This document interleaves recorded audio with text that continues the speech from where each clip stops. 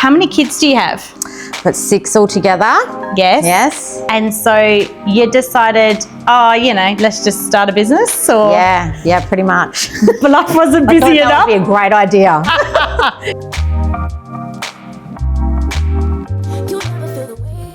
Welcome back to our second episode of Organically Uncut with Sarah and Stephanie. We hope you enjoyed the first episode, and we're here to deep dive a little bit more into a few topics based around ourselves and you getting to know us a little bit more beyond just your check-in, check-outs and your booking hair appointments with Sarah, and or if you're not her client, seeing her run around the joint everywhere. Welcome. And we didn't actually go into last episode about why, Sarah, you chose the name for the podcast to be Organically Uncut. What was the vision behind that? Well, it's an interesting story because Bethan, who is our marketing manager, she actually came up with the name. We wanted to have organic in it and something about hair, so it was kind of related. And we thought, well, perfect being organically uncut. And as we said on our first episode, it would be perfect because it covers us and covers all bases, because it's more than likely a client will walk through at any point through these podcasts, or any one of our apprentices could come in and say, oh, can I just ask you a question? Yeah. So it's, organic and it's uncut. Yeah, no, that's cool. And when they came to me with it, I was like, yes, that just sounds amazing. Yeah, it just worked, didn't it? Yep, it's pretty good. Cool. All right, so we thought we would spend this episode talking a little bit about us. And if you knew Sarah and I, this is not a topic we love to do with everybody, let alone each other. Yes. But because we're just so busy, I think, and we're just like, just get on with it. Like, don't worry about... Just do it. Yeah. But says, how many kids do you have? But 6 altogether. Yes. And so you decided, let's just start a business, or... Yeah, pretty much. But life wasn't busy enough. That would be a great idea in between everything else. Because how old were your kids when you actually found this place and decided to start it? Oh, the youngest was only 2. Yeah. So it was hectic because we had, the last 2 are only like 12 months and 10 days apart. So it was not like having twins, but it felt like having twins. Yeah. And we had like kindy runs in primary school and one in high school, and it was hectic. And just, we live on property, so there's always work to do there on acreage. We don't have any animals now, but at that point we did. Pigs and ducks and everything, guinea pigs and rabbits, and I loved it. But you're younger, you have more energy, and I love the kids. Like, it's a 24/7 comedy show having a big family, but it is hard to find the balance for yourself amongst it all. Yep. So I think, and that's probably a common element between most parents. Even if you're not a parent. Yeah. We've got friends that don't have a family and they still struggle to find that self-time. And, is it something that society has kind of driven into us that we have to keep working and, these expectations and checklists of our lives of, leave school, go to uni, get a job, have a family. But it's finding who you are amongst that and what's important to you, and then it changes. Yeah. And you have to adapt with that, is what I've found. The things I want to do now are different to what I wanted to do 5 years ago. Yeah. And before that. So that self-care and, what I call those ritual moments, for me it's having a bath at the end of the day. Even if it's like 10 or 15 minutes, and filling it with the magnesium and just relaxing and resetting, so that it's saying, thank you to my body for doing all it can do in a day, and we're about to do it again tomorrow, so let's just take a little bit of time. So no, that's cool. And I can definitely see then how you have incorporated that into this place being a space for women and men to come here and switch off from their world, their busyness. Like, I used to love how I used to come in here and Sarah would be like, put the phone away. Yeah. So bossy. Put the phone away and just chill. Seth will be fine. He's getting babysat. Yes. And then she would be like, whoever was washing my hair, don't talk to Steph. Let her have her massage and sleep. Let her have her 15 minutes because she doesn't get to sleep. So just and this it's is such her a time. small amount of time, but it refreshed you so much. Absolutely. Because you could just disconnect for that moment. And I think, that's such a privilege of hairdressers that we actually can do that for somebody. Yeah, that's right. Because we're so trained to just keep going that, having someone come in and go, hey, why don't you just stop? Just like you're coming into this atmosphere and the culture around here, we don't force you to put your phone away, but we encourage people, we remind them, take a minute for you. Like, it's a very much this perception of, you're doing something for yourself. How selfish is that? But sometimes you do have to be a little bit selfish without being rude to be able to just have a beat for yourself, to be the best person you can be so that you are giving to others. Absolutely. You're right. Yeah. Otherwise, you're just giving them the dregs, and nobody wants to be drip fed. No. You want to sit down to a smorgasbord of whatever someone's got to offer, and that's how I want it to be all the time for my family and my friends. So, I'm responsible for my energy levels. Yes. Nobody else is responsible for that. That's right. So, yes, you could keep going, and there's lots of reasons, and I still go to bed with a massive to-do list, as most people would. But you have to learn that switch off point, because otherwise you end up in burnout, and we've all been there. So, what do you do? Because you're a mother, I am a wife, and a sister, and a daughter. Yes, so I am. And a salon mum. Yes, and a salon mum. Yes, I have many babies here. Many babies. What do I do? I really like to go get a massage. That is something I do intentionally make time for. And now that we have our holistic therapist here, she's only like a door open away, which is lovely. So on my days where I can, I'll be booking in more. How often do you do that? I used to try to get it done once a fortnight. Busyness happens, and then at least I try and make it happen once a month. But now that Tony's here, I can make it more frequent if I need be.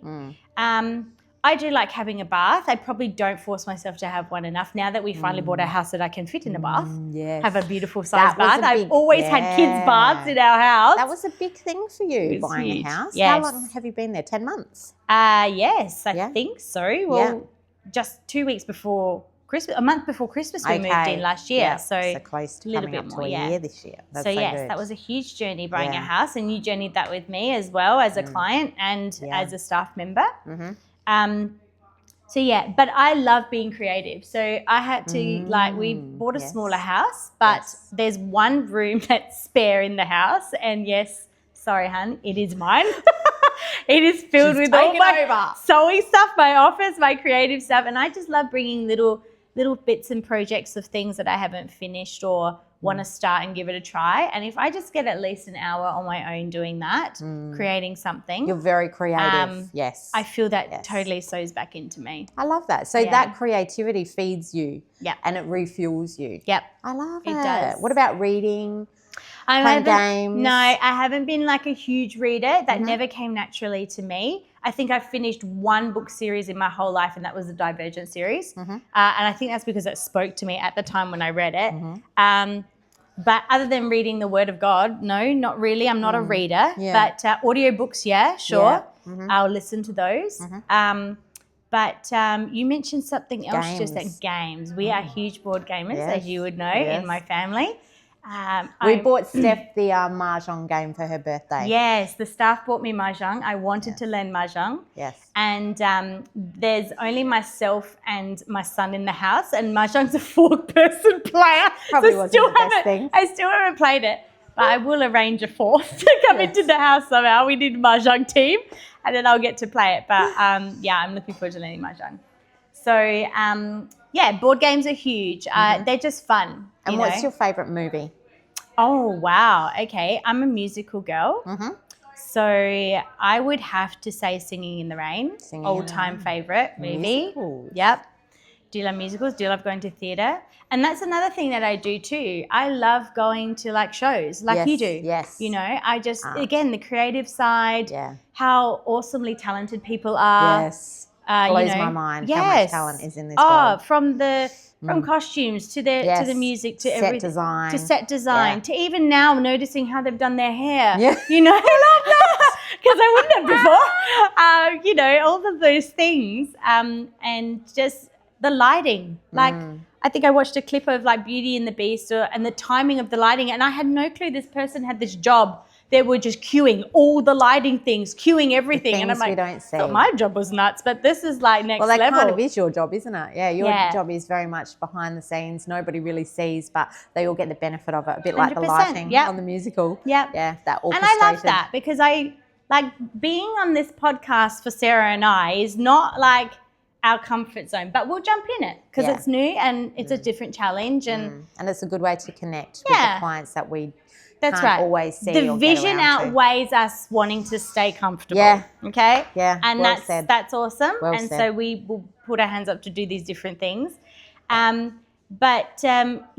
just I love the fact that we just get like the opportunity to give something new a go. Yeah. And I love that, all the work behind the scenes I do, the clients benefit from. Yes. And I'm okay. I don't need like that pat on the back or that, put my little award on the wall. No. I just love things running smoothly, humming together in harmony, the team getting along. I've never had, there's never any issues here. There's always, we talk stuff out, we're honest, and that's what I love about our culture. They're a good team. They are a really good team, and they want to be here. Most of my time is just convincing them that they're brilliant. And because they are absolutely brilliant. Yeah. That's kind of what I do. I have a mixture of things that I pull to. You have a lot that you do in a day. Yeah. So the salon manager life is not an easy job, and it's not just front of house and answering phones and making appointments and doing a few KPIs. It is extremely hectic. Yeah. And when someone's sick, it's a lot of, very early mornings and phone calls in between, still trying to brush my teeth, normal get life my little boy to school. Lunchbox done. Yeah. But we just do it. Yeah. You just do it. And it doesn't happen a lot. Nah. The girls are amazing. But and everyone pulls together. It doesn't, cause a huge amount of stress and disruption in here. No. But it's a lot for you. It is a lot. So it's important for the self-care. Yeah. And, but if I didn't care about this place and I didn't care about what the role brought to the business and the community, it would be, start at 9. Yeah, very much the community. Absolutely. And that's why I love and enjoy working here, because although if I wanted a job that was just 9 to 5 and don't talk to me outside of that, I wouldn't be working here. Yeah. Because this place and this space it's all consuming. Requires something different. Yes. And it needs that different injection of the typical role or that an employer would expect of an employee. And as I said to you before, like I felt called here to do this with you for the season that we're doing it. Yes, that's right. And so when you have a calling to do something, it's not just about a resume job. It's not just about fitting a job description. Definitely was not, right? But you and I don't do anything normally. So it's it's a part of it, and it's because there's a part of me that wants to do that because and you do it exceptionally well because you always have the client needs and their day and how they're going to feel about the appointment. It's always your core focus. It's your primary focus is what is the client experience about this decision or what's about to happen. And I love that. Because you have to be able to put yourself in other people's shoes. And the most brilliant thing that I have an advantage is that I was a client here first. Yes. So you know how it feels on the other side. Exactly right. So I know what it feels like when you don't give me that piece of information, and I know what it feels like when you do give me that piece of information. So, talking to the girls and saying to them, look, it's better to over-communicate with our clients because it makes them feel more comfortable and secure. Yes. Give them that information. Don't hide that information. And that's the type of thing that, is different from our culture. Yes. And that's what I love. And that requires more than just 9 to 5. Yeah. And not assuming that somebody knows, the client already knows, how to use that product, or the client assumes, would know that appointment's going to take that long. No, they don't. No, they don't. So they don't understand the processes, and that's about us educating them and taking them on that journey. Yeah. And although we have this like community of beautiful clients, we also run a business and we want to be professional and we also want to ensure that our client experience is of a certain standard and caliber. Yeah. And so to do that requires the extra effort and the extra thought process. And not everybody's wired to think that way. And that's okay, because as long as we've got somebody running the main core of the roles in the business, the leadership, to lead them and train them and guide them and say, hey, did you think about looking here, or did you think about asking this question? That's good. Just prompting those things. That's good. Is what is needed for that extra elevated experience and for our they feel clients. supported.